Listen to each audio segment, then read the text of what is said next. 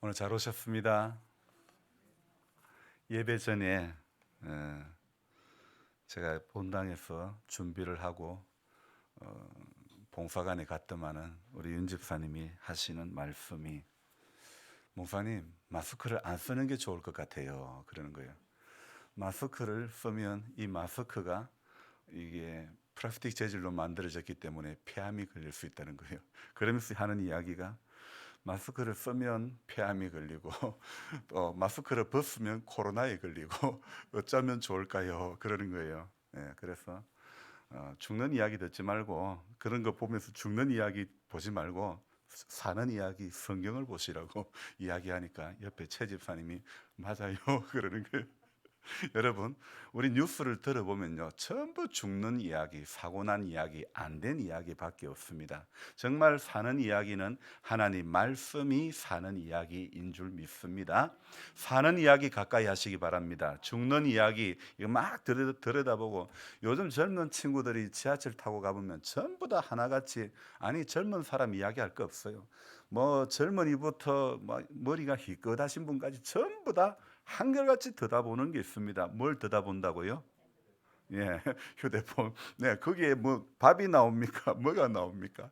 참 그것만 들여다보고 있습니다. 저도 이렇게 말하는 저도 자주 들여다봅니다. 야, 사실 그게 뭔데? 거기에 나오는 모든 소식들을 들어보면요, 전부 죽는 이야기밖에 없어요. 사는 이야기 우리 들어야 됩니다. 사는 이야기 가까이 해야 될 줄로 믿습니다. 설 명절 연휴 잘 보내셨습니까? 무엇 하다가 보내셨습니까? 저는요, 두 군데를 갔다 왔습니다. 방글라데시하고 방콕을 다녀왔습니다. 뭔 말이신 줄 아십니까? 방에 콕 처박혀 있다가 방에 한참 굴러다니다가 왔습니다. 그래서 어떤 목사님하고 통화를 하다 보니까 자기도 그 길을 다녀왔대요. 아이고, 그런데 왜 공항에서 못 만났을까? 우스개로 그런 이야기를 했는데요. 여러분, 특별하게 어디 뭐 다녀 또 오실 자리면 또 다녀와야 되겠지만은, 저는 이 추석이란다, 설이죠. 설 연휴 동안에 저는 함께 했던 음, 것이 있는데, 그것이 무엇이냐면, 설 명절과 설 명절이 낀 한 주간 동안 저는 출애굽기하고 함께 했습니다. 여러분, 무엇하고 이렇게 한 주간을 지내셨습니까? 하나님께서는 제게 이 명절 기간, 이 연휴 기간에도 말씀을 주셨으며, 제게 주신 말과 말들이 모여 거리 되게 해 주셨습니다. 다른 사람들은 어떤 것을 기적이라고 말할지는 저는 잘 몰라도, 저는 이런 것을 기적이라고 말씀드리고 싶습니다. 왜냐하면 말씀을 모르던 사람이 말씀에 고파할 줄 알고 말씀 앞으로 자신을 붙들어 매게 하니, 여러분, 그게 기적인 줄로 믿습니다. 분명히 말씀은 사는 이야기가 기록이 되어 있는 줄 믿습니다. 말씀 외에 다른 어떤 건요, 여러분, 세상 이야기 전부 다 죽는 이야기밖에 없습니다. 얼마 전에 이 설 연휴 기간 동안에 저는 더 글로리라고 하는 드라마를 이렇게 요약한 걸 조금 봤습니다. 거기에서도 내용이 무엇이냐면요, 학교 폭력에 관한 그런 이야기인데, 학교 폭력을 당한 사람이 나중에는 선생님이 돼 가지고 복수해 나가는 그런 것을 그리고 있는데, 거기에 나오는 사라라고 하는 그또 학교 폭력의 주인공 되는 그런 사람은요, 목사님 딸이에요. 그런데 목사님 딸이 학교 폭력의 이런 주동자가 되는 그런 걸 드라마로 다루는 거예요. 그뿐 아니죠. 오징어 게임도 보면요, 거기에 뭐 그런 어떤 믿음의 사람이 나오는데, 그런 드라마에서 믿음의 사람을 어떻게 묘사하고 있는가. 수리남이라고 하는 영화가 그 영화입니까 드라마입니까? 저는 뭐 그걸 보질 않아서 그냥 요약한 걸 잠깐 봤는데, 거기에도 이 수리남에서 한 목사님 이야기가 나오는데, 아주 그냥 목사로 가장한 어떤 이야기인데요. 세상은 전부 기독교와 기독교인들을 어떻게 비하하는가, 어떻게 내려 떨리는가. 정말 얼마나 모든 드라마의 영역에서 믿음의 사람들이 어떻게 망가뜨려야 더 재미있는 영화, 영화의 소재가, 드라마의 소재가 믿음의 사람들을 얼마나 더 망가뜨리는가, 그런 것들을 드라마의 소재로 그렇게 삼고 있다는 것에 너무너무 놀라지 않을 수가 없다는 것입니다. 여러분, 그래서 저와 여러분들은요, 자신을 끊임없이 말씀 앞으로 붙들어 매려고 해야 될 줄로 믿습니다.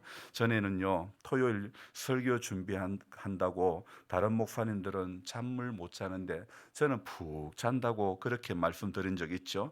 하지만 저는 이제는 토요일 밤은 아니더라도 주일 새벽에도 똑같이 일어납니다. 일어나서 글을 또 적기 시작을 했는데요, 사람이 자신이 정해놓은 그 어떤 것도 장담할 수 있는 것은 하나도 없습니다. 뭐 올해는 이독을 해야지. 근데 벌써 출애굽기 레위기 넘어가면 시들시들해지다가 그만 그냥 말씀 앞에도 한결같이 못하는 것이 우리 인생이라는 것을 알아야 되는 겁니다. 올해는 작정하고 기도해야지 하고 다짐했지만은 연약해지는 몸 앞에 기도는커녕 하나님 앞에 아이고 하다가 우리 29일까지 오게 된 건 아닙니까?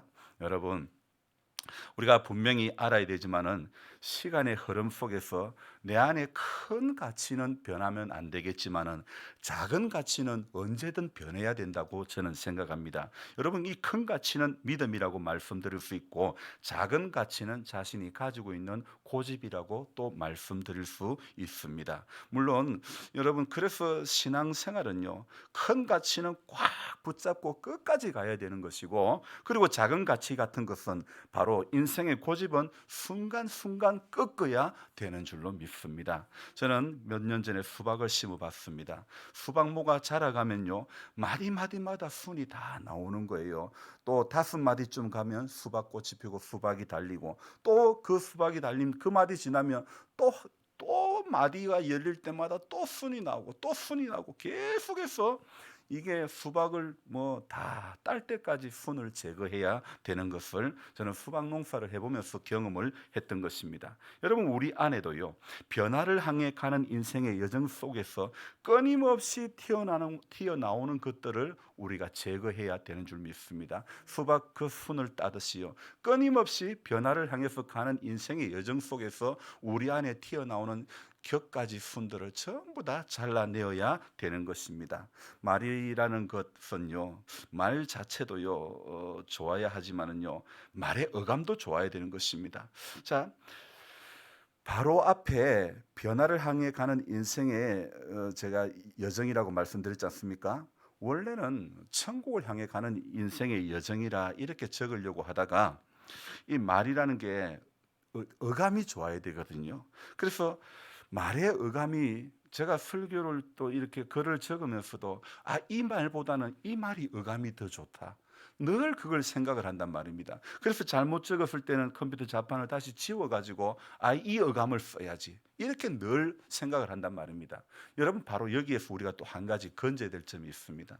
말의 어감이 좋게 글을 적으려고 하는 이 저의 모습을 보면서 우리가 일상에도요, 우리의 말이요, 좀 더 어감이, 남이 들을 때도 어감이 편안하고 어감이 듣기 좋을 정도의 그런 모습이 되면 얼마나 좋지 않을까, 이런 생각을 해봅니다. 매 주일마다, 매일 새벽마다 말씀을 전하는 저의 말의 느낌은 어떨까 궁금한 거예요. 귀로 들으면서 맞는 말이다, 공감이 된다, 머리가 끄덕여지는지. 여러분, 머리가 끄덕여지는 것을 우리는 공감한다, 또 이렇게 말씀을 하기도 하는 겁니다. 또 이런 공감들이 모여서 은혜 받았다, 이렇게 말씀들을 하기도 합니다. 하지만 은혜 받았다는 것을 딱 하나로만 보이는 경향이 우리에게는 많습니다. 특정한 장소, 특정한 시간에서만 은혜를 받는 그런 경우가 많다는 것이죠. 장소는 어디요? 교회이고, 시간은 언제요? 예배 시간. 여러분, 우리가 은혜를 받는 그 시간과 그 장소가 꼭 교회이어만 되어서는 안 된다는 겁니다. 우리가 은혜를 받는 시간이 꼭 예배 시간만 되어서는 안 된다는 것입니다. 무엇을 보든지 누구를 만나든지 간에 하나님은요, 누구를 통해 역사하셔요?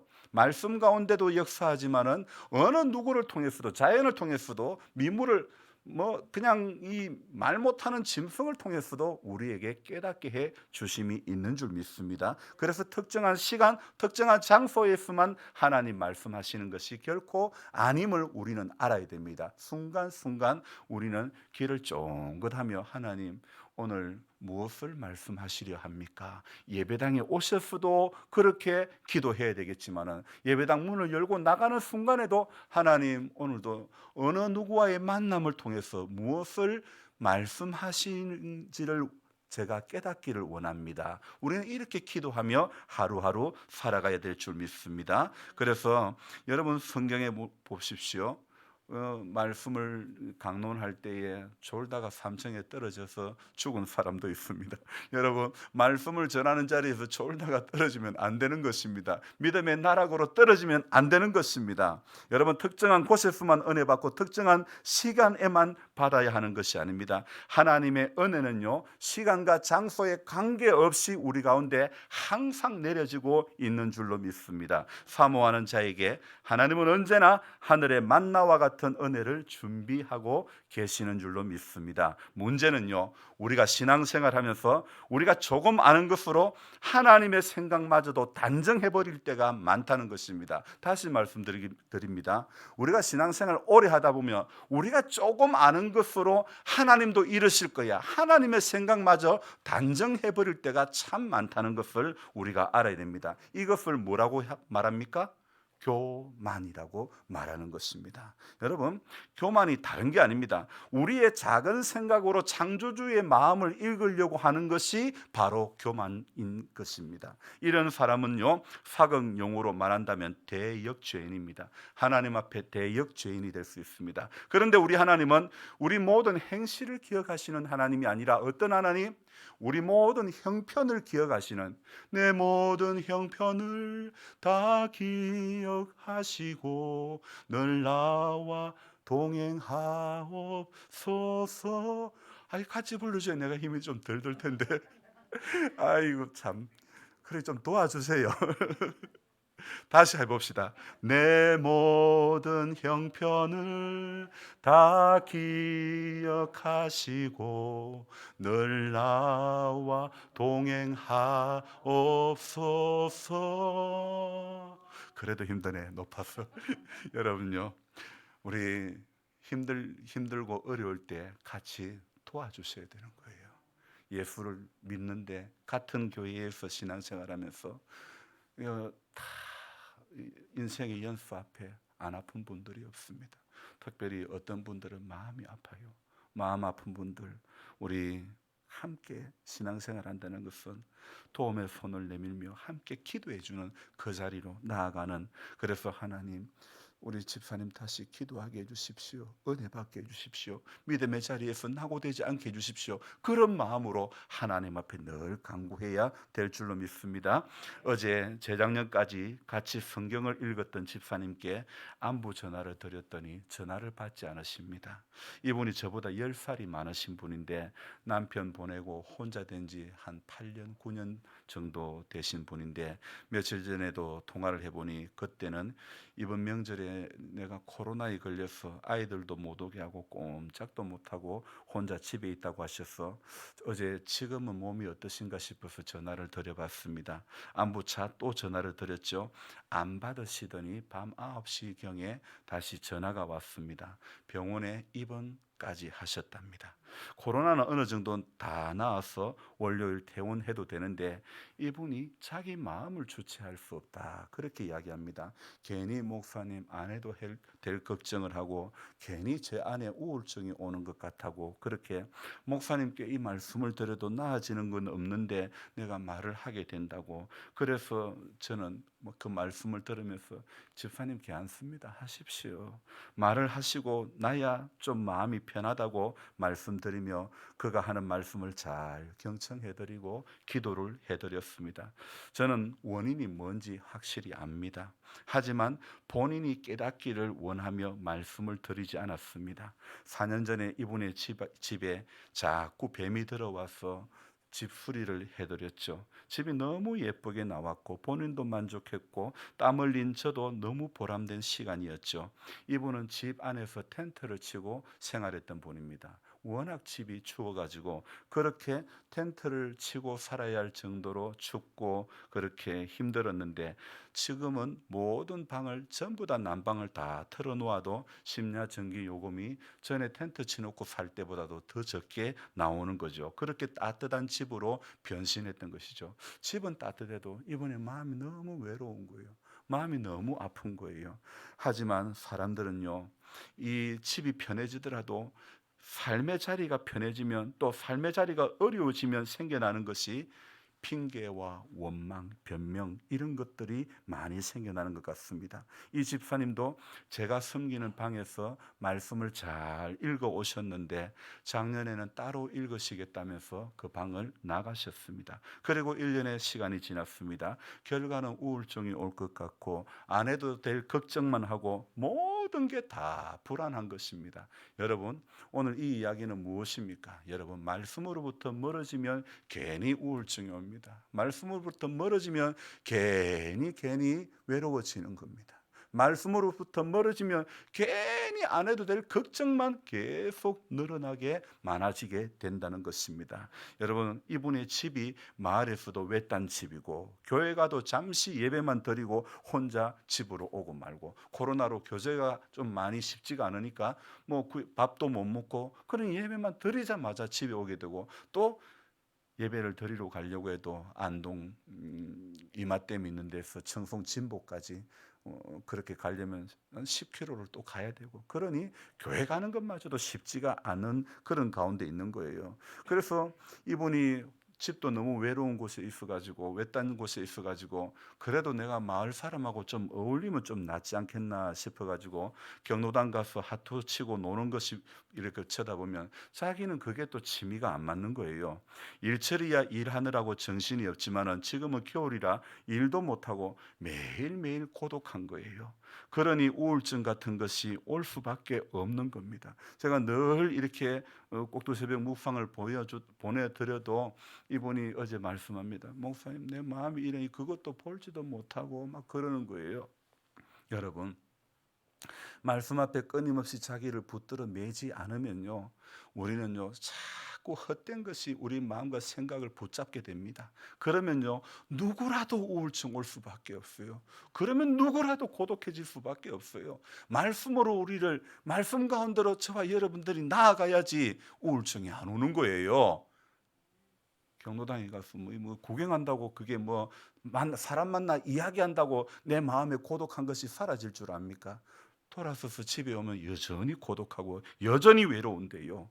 여러분, 우리가 꼭 알아야 될 것은요, 말씀과 기도로부터, 은혜로부터 멀어지면 안 된다는 것입니다. 그러면 반드시 세상 사람들이 다 겪고 있는 우울한 마음이 다 그 사람을 붙들어 메고 마는 것입니다. 하나님께서 주신 은혜 가운데 살아야 할 사람이 경로당 가서 하두장 붙잡고 있다고 기쁨이 오는 것이 아니라는 겁니다. 사람 만난다고 기쁨이 찾아오는 것이 결코 아님을 알아야 하는 것입니다. 사람하고 친하게 지낸다고 만족하면 안 됩니다. 제가 지금까지 지켜보았는데 영원히 친한 거 하나도 없습니다. 영원히 안 변하고 영원히 형님 동생 결코 없습니다. 여러분, 그렇게 죽고는 못 살고 잠시라도 안 보고는 못 살다가도 한순간에 바뀌는 게 사람입니다. 금방 돌아서서 가지고 그 사람 어떻더라 저떻더라 헐뜯는 게 우리네 인생 아닙니까? 여러분, 예수님만 가장 친한 친구가 되어져야 될 줄로 믿습니다. 사람과 말을 많이 하면 하나님의 은혜가 그 사람에게 흘러가지 못하는 것입니다. 사람과의 말수는 좀 줄이시고 하나님과의 말수가 좀 많아지게 되시기를 주님의 이름으로 부탁드립니다. 여러분, 사람과의 말수는 반으로 팍 줄입시다. 하나님과의 말수만 그걸 대신에 늘려가야 될 줄 믿습니다. 하나님께 가까이 함이 내게 복이라. 맞습니까? 그런데 하나님 가까이 하십니까? 하나님께 가까이 함이 내게 복이라고 누가 말했지요? 전도사님. 1번 바울, 2번 다윗, 3번 솔로몬. 누굽니까? 네? 다윗 같아요? 누구 같아요? 전도사님. 왜 누구 같으냐? 틀리면 괜찮아요. 다윗 같아요. 예, 시편 73편 28절 한번 펴보십시오. 그게 누군지 한번 보십시오. 시편 73편부터 83편은 시편 제3권으로서 누구의 시라 그러냐면 시작하는 제일 첫머리에 아삽의 시라고 적혀 있습니다. 아삽이라고 하는 사람이 이렇게 말했죠. 시편 73편 28절에 같이 읽습니다. 하나님께 가까이함이 내게 복이라. 내가 주 여호와를 나의 피난처로 삼아 주의 모든 행적을 전파하리이다. 누구의 시라고요? 아삽의 시. 아이 목사님요, 내가 모종삽은 알아도 사각삽은 알아도 아삽은 무슨 삽인지 모른다고 그래 말씀하시면 참 곤란합니다. 자, 그래 또 혹시 그런 분이 있을까 싶어서 말씀을 드리는데 여기 아삽은 그런 삽이 아니고 사람 이름입니다. 다윗과 동시대의 인물로서 성전에서 찬송하는 악사의 이 수석이 바로 이 아삽이라는 사람입니다. 그래서 우리 이 시편 73편에는요 두 가지 대조되는 그런 가치관이 있는데요. 하나는 모든 소망을 자신의 이기적인 욕망 아래에 두는, 그러니까 하나님의 법과 양심 모두를 자기의 이기적인 욕망 아래에 두는 그런 세상주의가 있고요. 다른 하나는요 모든 소망을 하나님께 두는 하나님 중심 사상이 바로 이 73편에 흘러가고 있다는 것이죠. 아삽은 바로 이 둘 사이에서 괴로움을 당하나 세상을 추구하는 악인이 결국에는 비참한 것이 되고 마는 것을 아삽이 성소에서 깨닫게 되는 것입니다. 그래서 아삽은 73편에서 하나님 없는 인생은 아무리 형통해도 실상은 아무것도 아니며 반대로 하나님께 가까이 하는 자는 많은 고난을 당한다 할지라도 말로 할 수 없는 복된 인생이라는 것을 말해주고 있다는 것입니다. 여러분 공감이 됩니까? 그렇습니다. 하나님 없는 인생은요 그 사람이 아무리 형통해도요 그 사람이 겉보이기는 아무리 잘된 것처럼 보여도요 그 사람은 실상은 아무것도 아니라는 것을 우리가 알아야 됩니다. 그러나 하나님 가까이 하는 사람요 겉으로는 정말 초라하게 보이고 겉으로는 정말 고독해 보이고 겉으로는 정말 없어 보인다 할지라도 하나님을 가까이 하는 그 인생은요 얼마나 많은 고난을 당한다 할지라도 말로 할 수 없는 복된 사람이라는 것을 저와 여러분들은 알아야 됩니다. 여러분 하나님을 가까이 하는 것이 확실히 내게 복인 줄 알아야 될 줄 믿습니다. 그저께 새벽 2시 38분에 제가 섬기는 성경 읽기 단톡방에 저는 이런 글을 올렸습니다. 한결같이 말씀 앞에 서면 반드시 기적이 일어납니다. 저는 연휴 기간에도 똑같은 시간에 깨워주시는 은혜 가운데 있었습니다. 모두에게 한결같이 은혜를 이어가는 삶이 되시기를 기도드립니다. 그 시간이 새벽 2시 38분에 성경 읽기 단톡방에 그렇게 올렸습니다. 이렇게 올리고 6시간 뒤에 정말 말도 안 되는 기적 같은 일이 벌어졌던 것입니다. 어떤 이야기요? 참 미국의 목사님께서 카톡이 왔습니다. 어제 하은이가 동생을 잘 만났는지 그렇게 카톡이 왔습니다. 실은 지난주에 미국의 정 목사님이 자기 사촌 여동생에게 우리 하은이에게 너가 장학금을 좀 주라 그렇게 이야기를 했다는 거예요. 그래서 이분이 오늘은 또 칼럼에 주보의 칼럼에다가 저와의 만남을 이야기를 칼럼에 적었는데요.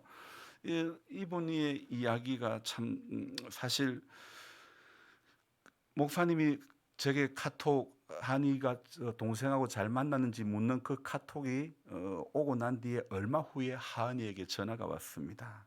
어제 잘 만났냐고 물었더니 사실은 자기는 그분을 만나기가 참 부담스러웠다. 무슨 이유 때문인지도 모르고 만나기가 좀 부담스럽고 자기보다도 나이가 뭐 30살이나 더 20살이나 더 많은 사람이었고 처음 보는 분이었고 그렇지만은 만나자 그렇게 전화가 와서 동대문에 가서 만났던 것이죠. 그런데 이야기 끝에 이 목사님의 사촌 여동생은 봉투를 하나 내놓는 것입니다.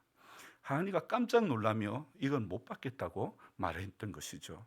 그러나 그분께서는 하시는 이야기가 내 손을 이미 떠난 것이니 네가 사고 싶은 것 사고 네가 입고 싶은 것 입고 네가 하고 싶은 것 다 하고 먹고 싶은 것 사 먹으라고 그렇게 이야기를 합니다. 하은이가 사실은 금액을 말하기 전에 제 마음에 그 금액이 얼마라는 금액이 제 마음에 오는 거예요. 하지만 저는 믿기지가 않아 가지고 하은이에게 물었습니다. 얼마를 넣었더니 이렇게 물었습니다. 사실 마을에 화재가 일어나서 졸지에 집을 잃은 사람을 생각하니 목사로서 저는 마음이 너무 편치가 않았고, 통장에 얼마 남지 않은 돈이었지만 100만 원을 이렇게 화재 성금으로 섬겼는데, 그 이야기를 미국에서 들으신 목사님께서 자신이 메꾸어 주고 싶다면서 자신도 쉽지가 않은 큰 돈이었지만 순종했는데 하나님은 이때부터 확실히 일하는 것임을 저는 경험했습니다. 제가 미국에 정 목사님께 보내주신 돈을 미국의 목사님께서 보내주신 다시 제게 메꾼다고 제가 지불했던 화재 성금 돈을 제게 메꿔 주신다고 제게 송금했던 돈을 우리 교회가 섬겼던 캄보디아 선교사님께 그대로 100만 원을 보내드렸습니다. 그러면서 저는 정 목사님께 이 100만 원이 어떤 역사로 흘러가게 하실지 하나님께서 보여주실 것이라고 말씀을 드렸는데, 하나님은 그 여동생을 통해서 역사를 하시는 겁니다. 이 여동생이 하은이를 만나고 오빠인 정 목사님께 연락이 온 겁니다. 오빠, 내가 맛있는 거 사주고 용돈도 노 목사님이 선교사님께 흘려보낸 10배를 줬다고 연락이 오는 것입니다. 하나님은요, 여러분, 100만 원도 1000만 원으로 바꿔주시는 하나님인 줄로 믿습니다. 어떨 때요? 우리가 한결같이 말씀 앞에 서면 반드시 기적이 일어납니다 라는 글을 적고 불과 몇 시간이 안 돼요, 하나님께서 놀라운 은혜로 역사하시는 겁니다. 하은이가 말합니다. 실은 아빠에게 말하지 못했는데 1학년 때 아빠 몰래 대출을 냈었어. 그걸 이자만 갖고 있었다. 이렇게 말하는 거예요. 하나님은 하은이의 필요를 채워주시는데, 아버지가 말씀 앞에 한결같이 서니까 하나님은 자녀의 삶의 기적을 열어주시는 하나님이신 줄로 믿습니다. 여러분, 하나님은 아빠가 말씀 앞에 순종하니 자녀가 기적 같은 일을, 얼떨떨할 일을 경험하게 하시는 우리 하나님인 줄로 믿습니다. 그뿐 아닙니다. 제가 속한 영주노예 농어촌부의 목사님께서 2월 달에 저보고 또 이렇게 강사로 이렇게 세워주는 겁니다. 1시간 말씀을 전해달라고 하는 것입니다. 저는 그것이 2월 16일인데 또 돌아오는 2월 19일은 전아리 교회 수원에 가서 2부와 3부와 4부 설교를 해야 되는 것입니다. 저는 이 모든 것 정말 하나님께서 열어가시는 기적 같은 이야기라고 말씀드릴 수밖에 없는 것입니다. 그래서 제가 써가는 이야기가 아니라는 것을 저는 확실히 경험했습니다. 하나님께서 열어주시고 하나님께서 보여주시고 하나님께서 깨닫게 해주신다는 것을 저는 철저히 느꼈습니다. 그런데 인간은요, 종종 어떻게 되느냐, 변명하는 모세일 때가 너무너무 많다는 것입니다. 모세가요, 출애굽기를 들여다보니까 8번을 변명을 합니다. 8번을 핑계를 댑니다. 왜 모세가 그렇게 변명을 많이 댔을까요? 왜 모세가 그렇게 핑계를 많이 댑니까? 그것도 야, 이 모세야, 모세야, 하나님께서 직접 만나 주셨는데, 이 모세야, 모세야, 하나님께서 직접 만나 주시고 그 하나님과의 대화를 했던 모세임에도 불구하고 왜 그렇게 변명과 핑계거리가 많은 모세였을까요? 모세는 하나님이 너 이렇게 이 일 해야 돼, 이 일 해야 돼. 모세는 늘 말끝이 무엇이냐면 나 입이 뻣뻣해요, 나 입이 둔해요, 그 말밖에 못합니다. 자, 누구 때문이다, 내 입이 둔하다. 여러분, 사람이요, 이런 생각이 붙들리면요, 이런 게 어디에 가도, 이런 생각이 붙들리면 어디에 가도 평안이 없는 거예요. 말씀을 듣는 자리에 있어도요, 이런 생각에 붙들리면서 결코 평안이 없는 것입니다. 여러분, 모세가 변명합니다. 내가 그래 말해도 바로가 듣겠냐고. 내가 누군데 바로가 듣겠냐고. 이스라엘 자손도 내 말을 듣지 않는데 바로가 어찌 듣겠습니까? 모세가 돌아와서 아뢰입니다. 주여, 어찌하여 이 백성이 학대를 당하게 하셨나이까? 어찌하여 나를 보내셨습니까? 오늘 출애굽기 5장 22절에 모세는 하나님의 부름을 받아가 하나님이 말씀하신 대로 순종만 하면 되는 거예요. 무엇을 봤어요? 떨기나무가 불에 타지 않는 그런 놀라운 광경을 보지 않았습니까? 모세는 하나님 말씀대로 순종만 하면 됩니다. 그런데 어떻습니까? 내가 어떻게 이 백성이 학대를 당해, 어째서 이 백성이 학대를 당하게 하셨냐고, 어째서 나를 보냈습니까? 모세는 말끝마다 어째서 입이 뻣뻣하고 둔해서 할 수 없다, 바로가 어떻게 내 말을 듣겠냐고. 여러분, 이게 무엇입니까? 모세의 일상의 생활 가운데서는요, 변명으로 일색하는 그런 모습을 우리는 볼 수 있습니다. 여러분, 우리가 인생을 살아가면서요, 하나님 앞에 변명과 핑계로 일색하는 그런 인생이 되면 결코 안 된다는 것을 알아야 되는 것입니다. 하나님은 분명히 7장을 시작하면서 1절에 이렇게 말합니다. 어떻게 해요? 내가 너를 바로에게 신같이 되게 하였은즉 내 형 아론은 네 대언자가 되리니. 바로에게 신 같은 존재로 되게 해주시겠다고 해도 참 모세의 인생은 변명과 핑계만 되니 하나님은 이 방법이 없으니까 내가 너로 바로에게 신같이 되게 해주겠다, 그런 말씀까지 부어주시는 거 아닙니까? 여러분, 저와 여러분들이 하나님 앞에 수많은 약속의 말씀이 떨어졌음에도 불구하고 모세처럼 변명하는 인생, 모세처럼 핑계만 되는 인생으로 나아가면 안 되는 것입니다. 하나님 오늘도 우리에게 기회를 주셨습니다. 은혜 받을 수 있는 기회를 주셨습니다. 예배드릴 수 있는 기회를 주셨습니다. 기도할 수 있는 기회를 주셨습니다. 우리에게 하나님 주신 소중한 기회를 땅에다가 사장해버리면 안 되는 것입니다. 하나님께서 주신 소중한 시간들을요, 하나님의 나라를 위해서 내 주의 나라와 주 계신 성전과 피 흘려 사신 교회를 늘 사랑합니다. 여러분, 우리 교회 사랑해야 됩니다. 하나님께서 피 흘려 사신 이 교회를 사랑해야 됩니다. 교회는요, 건물이 교회가 아닙니다.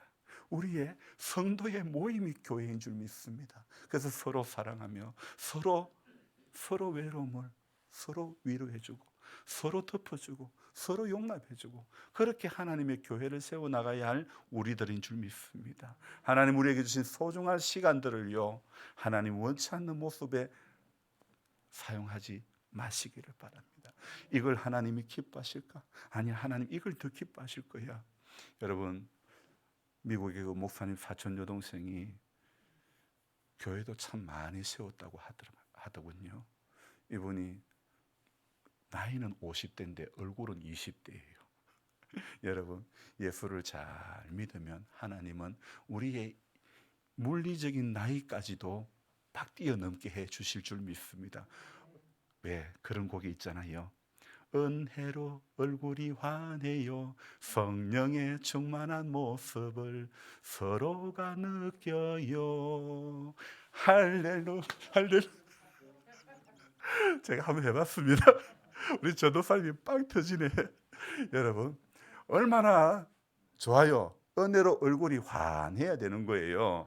예배를 다 마칠 때쯤 돼가도 그러면 안 되는 거예요. 은혜로 얼굴이 환해져가지고 마치고 서로 인사할 때는요, 우리 오늘 은혜 많이 받았다고 그러면서 서로가 진정으로 예수의 이름으로 축복해주고 우리 더 잘 믿어보자고 더 열심히 기도하자고 서로 그렇게 독려해주고 나아가야 되지 않겠습니까? 그게 하나님 기뻐하는 거 아닙니까? 말없이 수고하는 분 손잡아주면서 이렇게 정말 고맙다고, 정말 고맙다고. 여러분, 우리 그렇게 할 수 있지 않습니까? 저는 그런 거 기뻐하지 않습니까? 주님이 기뻐하시는 그 모습을 따라 여러분 하나님 앞에 나아가야 될 줄로 믿습니다. 기도하겠습니다. 하나님 아버지, 우리를 자녀 삼아주신 은혜와 사랑을 감사드립니다. 하나님, 그 크신 은혜와 사랑으로 붙들어 주셨지만은 모세처럼 핑계와 변명으로 일색된 그런 일관된 그런 모습일 때가 너무 많았습니다. 주님 우리를 불쌍히 여겨주시고 하나님 앞에는 핑계와 변명 없는 인생으로 살다가 주님의 부름을 받게 해 주시옵소서.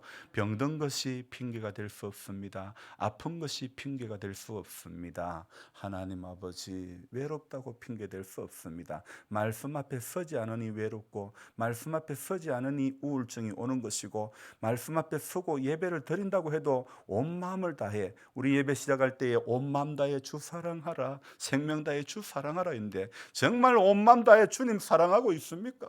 정말 생명 다해 주님 사랑하고 있습니까? 찬송의 가사처럼 온 마음 다해 주님 사랑하고 생명 다해 주님 사랑하면 하나님 놀라운 기적이 오늘도 일어날 줄로 믿습니다. 우리 이거 모두 경험하게 해 주시옵소서. 신앙생활하면서 이런 것이 경험되어지고 이런 것이 만져지고 이런 것이 느껴지는 신앙생활 되어지게 해 주시옵소서. 믿사옵고 귀하신 예수님의 이름으로 감사하며 기도드리옵나이다. 아멘.